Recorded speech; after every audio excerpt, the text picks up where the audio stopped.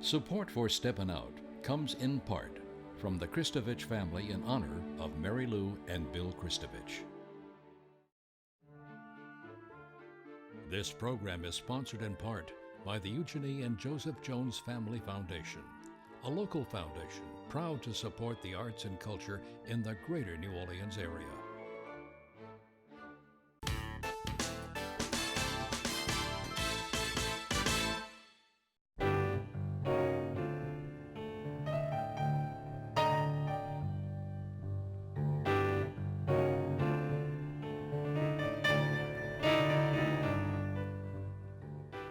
Good evening, I'm Peggy Scott Laborde, and welcome to Steppin Out, where each week we celebrate the local arts and entertainment scene, and we're so glad to be here on our new Steppin Out set, our cafe. Welcome to it. Seated at our table tonight, of course, we have Gary Rucker. It's been a while, co-artistic director and managing director of Rivertown Theaters. Good to see you. Thank you. And the director of 9 to 5, the musical, of course, based on the movie. And we'll also have an exclusive excerpt from the show.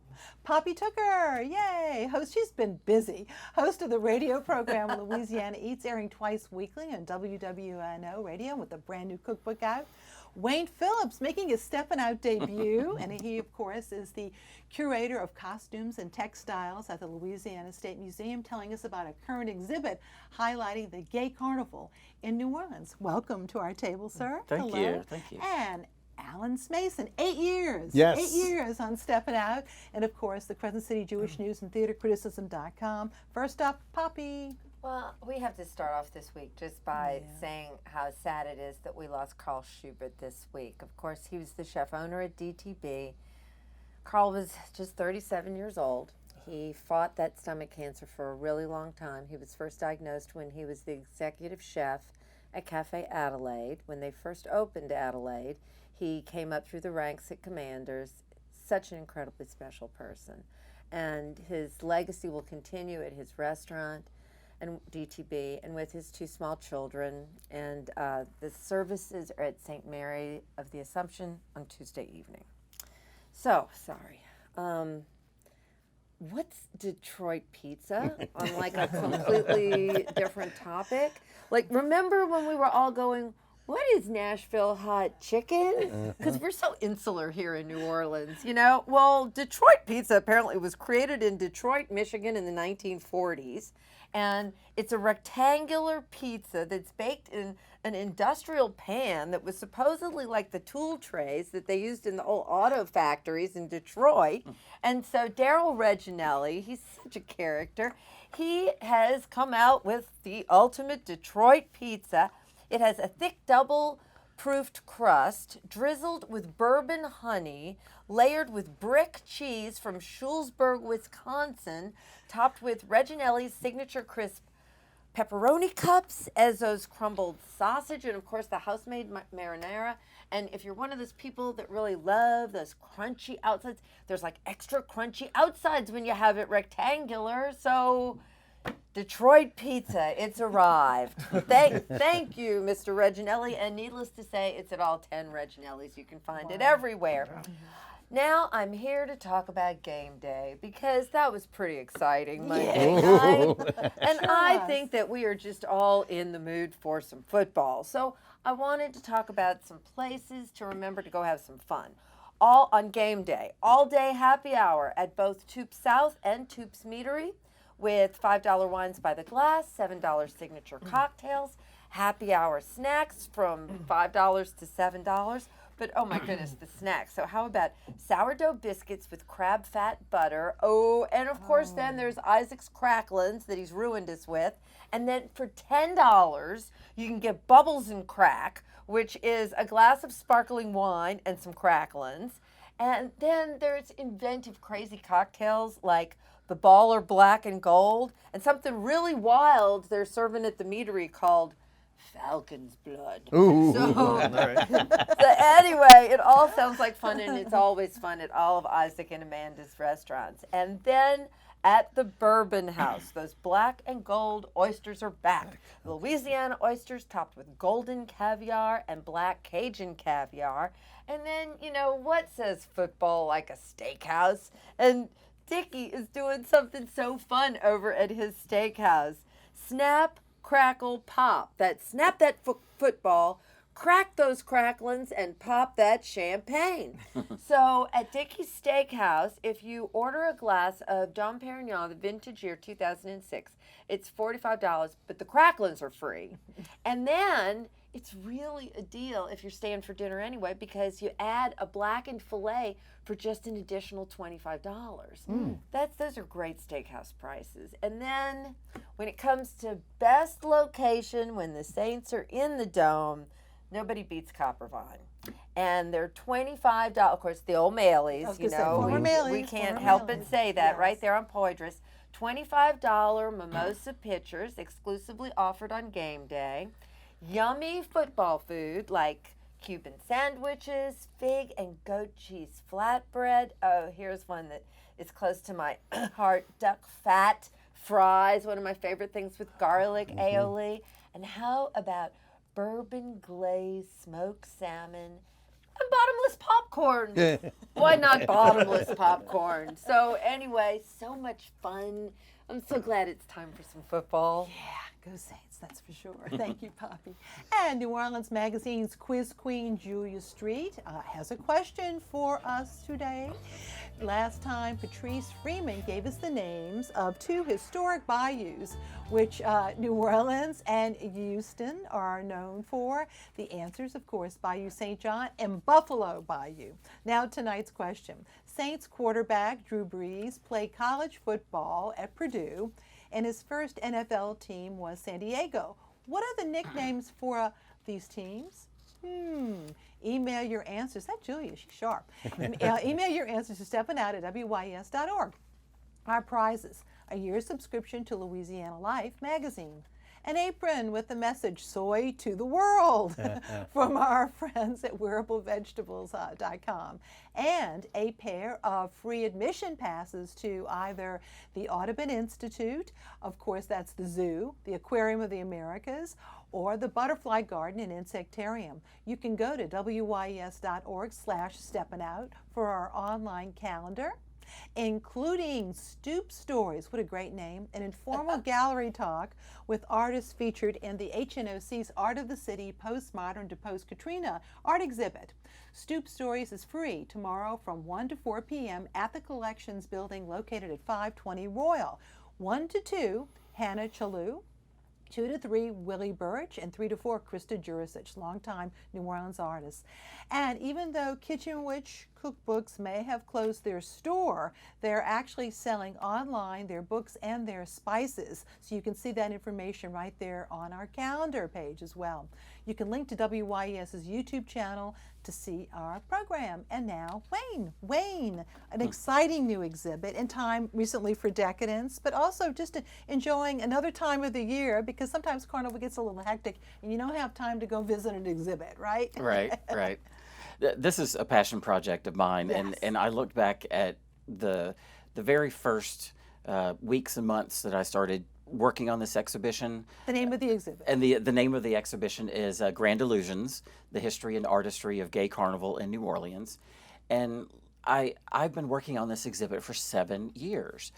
And sometimes it takes that long, because when you're working on an exhibition that you want to be kind of all-inclusive and as comprehensive as you can make it, there's a lot to research. Shared some images with us too, which is great. And this was what was so important to me for having this exhibition, is to be able to show some of these unusual artifacts, some very rare artifacts representing the origins of Gay Carnival. We just saw the Krewe Yuga Ball invitation. That was the very first gay crew. The granddaddy of all the very beginning, very beginning, the genesis of gay crews. This photograph is one of the most special to me. This is Bill Woolley dressed as Texas Guinan, who was a showgirl, famous showgirl, at the very first Krewe Petronius Ball in 1962. This is the only original photograph that has ever emerged from the 1962 Petronius Ball. And I got to meet Bill and become friends with him, and that was one of the great things about this project, was meeting these pioneers, meeting the people who started these crews back in the 50s and 60s. And of course, we had to make room in the exhibition for the extraordinary costumes that come out of the gay balls. And this costume that you can see right now is really the showpiece of the entire exhibition. This is Romnie Leleux, who was king of the Krewe of Petronius in 2000, and he wore a dragonfly costume. Those wings are soldered wire. They are about 13 feet wide from edge to edge. They were created by his husband, Wally McLaughlin. And there's a long story behind how this costume came into the museum's collection. I'll abbreviate it. Wally was very, very proud of this costume because, of course, he made it for his husband, and it's an extraordinary work of art. And he offered it to the museum years ago. And I said, Wally, I just don't have room for it. It's so big. And it's a big responsibility when we take costumes into the exhibition. We have to make sure that we can take care of them in perpetuity, forever and ever. But now that we have this exhibition where we can feature these incredible costumes, now is the time. So we finally brought the costume into the collection. How long is the exhibit up for? The exhibit is up all the way until the end of next year, 2020. So there's plenty of time to see it. And of course, you've got the My Oh My, Carter Church's wonderful illustration, and we just lost him recently. Yes. That's right. What Carter, a wonderfully talented gentleman. He truly was a gentleman. He was one of the founders of the crew of Amon-Ra, the gay crews. I didn't know that. One of the gay crews. Yep, he was one of the very earliest members, and was the costume designer for that crew, and also for other crews. Yeah. Carrollton did all the skirts. Crew of Carrollton, Crew of Iris was really one of his biggest clients, and it was really important for me in this exhibition to pay tribute to the designers, because I'm a curator. I have no artistic skill whatsoever, but I have huge admiration for the designers who use this incredible skill to keep this tradition of the gay balls going. Well, tell us about the special fundraiser you've got coming up. Well, this is exciting. Obviously, an exhibition like this, we can only fit so many costumes into a restricted space in the Presbytere. So we are partnering with Fashion Week, and we are doing an exhibition, or a fashion show, I should say, called Grand Glam. And it will be an opportunity for costume designers to model some of their own costumes live, and to have some of their own costumes on models. We have a runway set up in the Presbytere. It'll be a really fun event to see these costumes in movement, because you have to see the costumes in movement. Absolutely. We're so glad you're here. Thank you, Peggy. Thank you, of course. And now it is time for our Artist Spotlight. Tonight we are featuring the work of photography of Richard Sexton. Among his many works, you may recall, of course, was the very important book New Orleans, Elegance and Decadence with Randy Delahanty, and just so many others. But this is a photo of the moonrise over the river, over the Motiva oil refinery from Highway 70 near Donaldsonville. And then here's a man, we'll be showing this, fishing in the flooded Bonnie Carey spillway with moored tankers in the background near Norco. These works will be on view as part of his new exhibit, Enigmatic Stream Industrial Landscapes of the Lower Mississippi River. The opening reception is next Tuesday, September 17th from 6 to 8 p.m. at the HNFC's Exhibition Center, located at 520 Royal. At the event, Sexton will also be there, and he'll be signing copies of the brand new book connected to the exhibit called Enigmatic Stream, nearly 100 black and white photographs totally coinciding with the exhibit. Admission is free, and the photographs will be on view through April 2020. And now, Mr. Gary Rucker. Hello. So exciting. Glad you're fine. Yes, I know you had a lived. recent incident. Yeah. Car accident. Yeah, Everything's it's good. Crazy. I'm here today. Yes, so, you're here. Yeah. Alive and well. Yeah. And director of 9 to 5. Right. The musical. Yeah, we're really Congrats. excited. It's the at least the New Orleans premiere of the musical. We're really happy to be presenting it. So yeah. At Rivertown. Yeah, Rivertown Theaters. It opened 10 years ago, we found out, and I saw the original production and hated everything about it, and decided Original Broadway production. Right, and we said we're never doing the show. And then a few years ago, it opened in London, and it went out on tour, and they rewrote the script. And it was Patricia Resnick, who wrote the movie, also wrote the script. So it was weird how different it was. But one of my favorite things to do as a director is just tear a script apart and put it back together and see what I can make of it. And we've done a lot of that in this. And I'm really proud of what the show has become. Yeah. Well, is it hard to cast a show like this? Well, 9 to 5, luckily everyone knows the movie. So everyone knows, the music, they all want to be a part of it. So I really had like the pick of the New Orleans litter. Like I have so many talented people who just wanted to be a part of 9 to 5. I mean, people who usually play leads all over the city just wanted to be in the ensemble. So I was really lucky that so many people just wanted to be a part of it. That's great. Yeah. Now, you have a clip for us tonight. Set it up. Yeah, What we're so gonna the see. clip we have, it's the second number of the show. It's when Judy, who was played by Jane Fonda in the movie, meets Violet, who was played by Lily Tomlin. Judy has just arrived at the office on her first day of work, has absolutely no idea what she's doing. So Violet's going to kind of show her the ropes, and the whole ensemble comes in to help her. Let's take an exclusive excerpt from Rivertown's 9 to 5.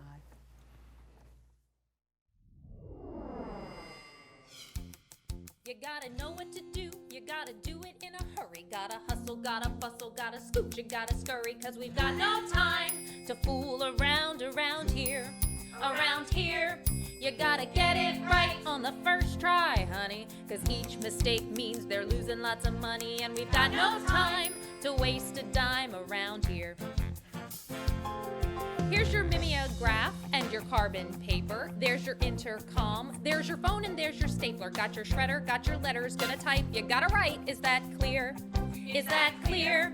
You got your 3-hole punch and at noon take lunch. Keep it running, keep it humming. Gotta pump, you gotta hump. Cause we got no time to fool around here. Follow me. You gotta know what to do. You gotta do it in a hurry. Gotta hustle, gotta bustle, gotta scoot, you gotta scurry. Cause we got no time to fool around here. Around here. Punch in when you enter. Punch out when you leave. Do exactly as you're told. No excuses, please. No, we don't play or make mistakes around. You gotta know who to trust. Gotta know it in a hurry. No time for such a thing as your personal worries. Gotta grow, you gotta show. Gotta keep it in tow around here. Let's recap. Around here. Know who to trust and know it in a hurry. Around here. No time for any personal worries. Around here. No laughing, no jokes, and mind the dress code. Is that clear? Around here. No chat, no snacks, no clutter on the desk. Around here. No breaks for personal effects. It's all about the job and getting it done around here. All about the job and getting it done. Gotta know what to do. You gotta do it in a hurry. Gotta hustle, gotta bustle, gotta scoot, you gotta scurry. We got no time to fool around here. Around here. Do what you gotta do. No time to dilly-dally. No time to bend the rules. And there's no one to keep the tally. Got no time to fool around here. Got no time at all. Time at all to fool around here. Get it? Got it. Good. Right. Yahoo! 9 to 5, the musical, through September 29th at Rivertown. And you wanted to add Yes, a little something. we've actually already added performances. It's selling so well because everyone loves 9 to 5. So we do have a couple of extra performances with plenty of wonderful seats left. So. Congratulations. Thank you very much. Yes. And now, Mr. Allen. I can vouch for that. It was hard for me to get a seat to see it myself. Well, it's a given that any year, by nature of our avocation or occupation in some people's cases, that a theater critic is going to see an awful lot of Shakespeare with the iambic pentameter that goes with it. It's basic that Shakespeare set a standard for playwriting 400 years ago. But as an example, if you go back a couple hundred years before that, Geoffrey Chaucer with his Middle English, that was the standard of the day. And again, we've now advanced 400 years from Shakespeare's time. So we've gone from essentially early modern English to our modern English of today. And again, why am I mentioning that? Well, Aditi Kapil, who is Bulgarian, actually translated the English of Shakespeare's time to the more modern day trappings, if you will, of today. Now, it's not altogether modern English in the regard that we would use new modern words, but she's basically updated it for modern audiences. And again, this is a world premiere of this adaptation that, again, is going to be directed by Mark Routhier. As you might expect, this production, the NOLA Project, you would expect every bit as good as we've been being seen through the last 15 years. Actually, this is the 15th season. So those of you who want to know, the top role, if you will, as the disguised friar and the Duke goes to Michael Joel Bartel. That's James Bartel's brother, and he's magnificent. He's joined with James Yergin, who plays Angelo. That's the Viennese official to whom the Duke cedes his power to test him. And his henchman, of course, right there, Aeschylus, played by Graham Burke. Jürgen makes an especially good victim, or villain, I should say. Bartel, in his portrayal of the Duke, really pretending to be a friar, is excellent. It's really the highlight of the show. And again, I want to just mention that Kiri Armstead, who plays Claudio, he runs afoul of Angelo for committing the sin of, if you will, impregnating his girlfriend Juliet. Again, that is part of why he gets sent to prison and is about to be executed. So when he's sentenced, his sister, played by Ashley Santos, that's Isabella, you know, she has an opportunity to basically measure for measure, as it were, give up her maidenhood to the James Jürgen character, Angelo, in order to save her brother. Of course, Isabella is schooled by the friar in how to beat Angelo at his own game. And again, this is a great Shakespeare play. They call it a problem play because it's really not a tragedy and it's really not a comedy. But there's a whole lot that goes on in it. Again, tremendous comic relief provided by Alex Martinez-Wallace and Callie Russell. She plays Elbow and Bernadine, somebody about to be executed who's going to have nothing to do with it. Megan Whittle as Angelo's rebuke lady, Mariana, and Reed Williams as Lucio, who's a sort of self-promoting fair weather friend, is also quite excellent in his role. As usual, this is a great production. Revitalized language does make it a little more interesting than just your typical Shakespeare fare.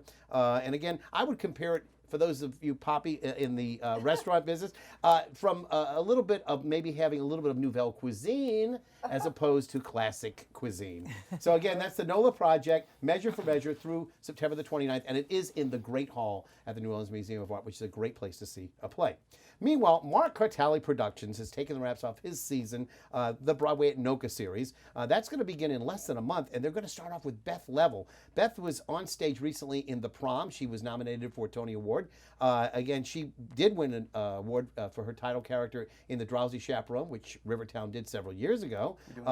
And this season. And they're doing it again. Beth is a fabulous actress, and I can tell you, she's got a great belting voice. You're going to love it. So we'll get to hear, hopefully, the best of what she has to offer from both Drowsy Chaperone and maybe The Lady is Improving from The Prom. Next up, Audra McDonald, the six-time Tony Award winner, who does it all, and I don't even know what you can describe her. She's been here 3 times. This will make her 4th time. This time, though, she's going to have her husband in tow, Will Swenson, which should be wonderful. That's an early Christmas or Hanukkah present for all of us in New Orleans. And again, after that, in January, we're going to have Liz Calloway. She's going to return with, again, this is Alex Rybeck, that the last time that Liz was here at Le Petit, but she's not going to have Alex Rybeck. She's going to have Seth Rudetsky. Seth, of course, is the genius behind the piano, and he does the interviewing of all of these guests and really makes it so much fun. So those of you who get a chance, get your tickets in for this now early. There are some opportunities to have some like VIP opportunities to meet and greet some of the stars as well. Also, I wasn't able to mention it, but Thursday night was the opening of the Louisiana Philharmonic Orchestra, and they have some wonderful concerts coming up. Next Thursday, the Mahler Symphony No. 5 is going to be coupled with the Beethoven Piano Concerto No. 5, and they're going to repeat that at the North Shore at First Baptist, and then on the 21st, they're going to have that same concert again on Saturday night for those that missed it on Thursday. And then the following week, on the 20th, they're going to have, the 26th, that is, from the New World, the Dvorak, with several other pieces, a very interesting piece called Sukkot in Orion's Nebula, which has got some agrarian information, I guess, about Hebrew festivals and celebrations and how it translates into today's world, I guess. So again, that'll be on the 26th. And they also have a concert coming up at Roussel Hall at Loyola of Harry Potter music. So that should be fun, too. Well, great. Thank you very much. And now time for our picks. Gary. Okay, so in 2 weeks we have Ricky Graham on our Lanyap stage. He's doing his one-man show, Growing Up New Orleans Style. He brings it back every once in a while, but it's truly funny if you're from New Orleans. There's something for everyone in it. Mr. Bingle, all kind of things. So come see that. You bet. Poppy. That wonderful project, Liberty's Kitchen, is celebrating their 10th anniversary. Come grow with us on Friday, September 20th at 7 o'clock at the Ace Hotel. It's a very worthwhile event. It's going to be great fun. Right. Wayne. My pick is an event that takes place tomorrow night. It's the 5th Annual Oracle Gala, which is the annual fundraiser for the LGBT plus Archives Project of Louisiana. It takes place at the New Orleans Jazz Market. Tickets are $75. It includes open bar and food and a DJ. And we'll also feature our honoree Valda Lewis, who was a videographer here in New Orleans back in the 1980s and 1990s. She had a public access television show, probably the first public access show. Is there a website to go to for tickets, or just show up? You can find tickets online. You can find tickets through the LGBT plus Archives Project Facebook page. Okay. And also at the door. All right, great. Thank you, Alan. And another fundraiser, Le Petit's having one tonight, of course, but Betsy Wolfe. On Saturday night, she's going to be featured, and that'll be at Le Petit's stage. This is an actress who actually took over the role of Jenny in Waitress after Jessie Mueller. So it should be Jenna, that is. Right. It should be a great show. It should be great. Thank you. And now time for my picks. The 11th Annual New Orleans Burlesque Festival, featuring many events running through tomorrow at the House of Blues on Decatur Street. The main event of the festival takes place tomorrow, where classic striptease artists from around the world compete for the title of Queen of Burlesque. The show starts at 9. Go to NewOrleansBurlesqueFest.com to purchase tickets and to see the full schedule, too. The Life on the Bayou Heritage Fair takes place tomorrow from 10 a.m. to 3 p.m. at the Peatod House right there on Moss Street. It will feature local artisans and craftsmen, performers, and reenactors in period costume. Admission is only $7.50. Go to peatodhouse.org. And there's a full list there of featured artisans. Piety Market in Exile is taking place tomorrow from 11 a.m. to 4 p.m. at the New Orleans Healing Center on St. Claude. The market will feature 50-plus vendors featuring creative art, handmade jewelry, and vintage clothing and collectibles, along with fine used books. And WYES has another event on the horizon, WYES Mimosas and Masterpiece, Poldark Season 5. It's a screening next Saturday, September the 21st from 10 to noon at our station right here at 916 Navarre Avenue. Guests will enjoy mimosas and the screening, a sneak preview of Poldark and some sweet and savory bites, just $20, and you can purchase those at WYES/events.org/events. This Sunday evening at 7 o'clock, the first episode, I'm so excited, of Ken Burns' Country Music History, so look for that as well. Thank you all, gentlemen and lady. Thank you for watching. Good night.